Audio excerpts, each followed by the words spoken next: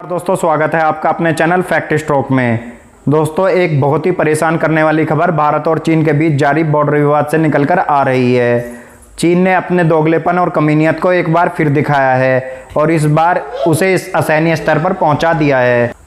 दोस्तों चीन ने गलवान घाटी में कल रात भारतीय सेना के एक दल पर अचानक हमला कर दिया, जिसमें भारतीय सेना के एक कमांडिंग ऑफिसर और 2 जवान शहीद हो गए हैं। कल भारत के ब्रिगेड कमांडर और कमांडिंग ऑफिसर गलवान घाटी के PP-14 पर चर्चा के लिए गए थे। अभी ये नहीं पता चला है कि चीन ने उनके दल पर हमला किया है या किसी और जगह पर हमला किया है, परंतु सेना के ऑफिशियल स्टेटमेंट में ये माना गया है कि एक कमांडिंग ऑफिसर और 2 जवान शहीद हो गए हैं।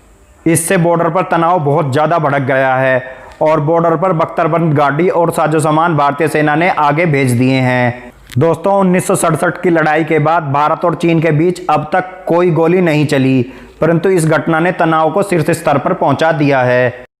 चीन बार बार बोलता रहा कि बातचीत से इस मामले को हल करेंगे, पर उसने अपनी औकात दिखाते हुए धोखे से भारतीय दल पर हमला करा दिया। दोस्तों इसको लेकर आज दिल्ली में एक उच्च स्तरीय बैठक होने की संभावना है। प्रधानमंत्री कार्यालय और प्रधानमंत्री जी को इस घटना की जानकारी पहुंचा दी गई है।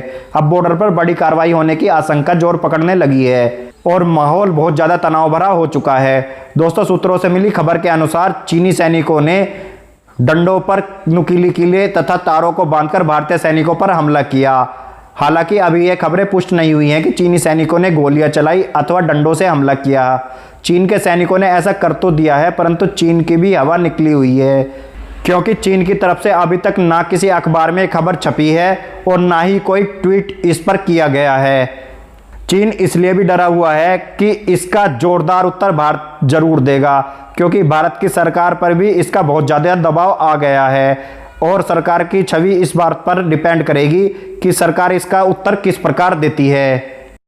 दोस्तों इससे पहले 1967 में भी चीनी सैनिकों ने भारतीय सैनिकों पर अचानक से गोलियां चला दी थी, जिसमें भारत के कुछ सैनिक शहीद हो गए थे और कमांडिंग ऑफिसर को गोलियां लग गई थी।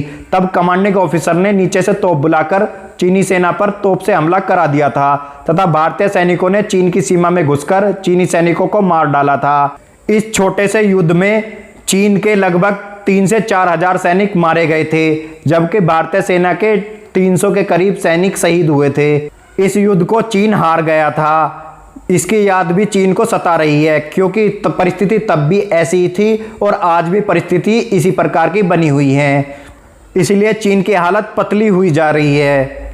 जो चीनी मीडिया झूठा प्रचार करने से भी बाज नहीं आती है, अभी तक उसने इससे संबंधित ना कुछ छापा है और ना ही कोई ट्वीट किया है। दोस्तों भारत सरकार की संभावित प्रेस कॉन्फ्रेंस शाम तक होने की उम्मीद है और इस पर जो भी अपडेट आएगा मैं आपको तुरंत सूचित करूंगा। इसलिए मेरे चैनल को सब्सक्राइब करें और बेल आइकन जरूर दबा दें, जिससे आपको इस मामले पर तुरंत सारी जानकारी मिलती रहे। धन्यवाद।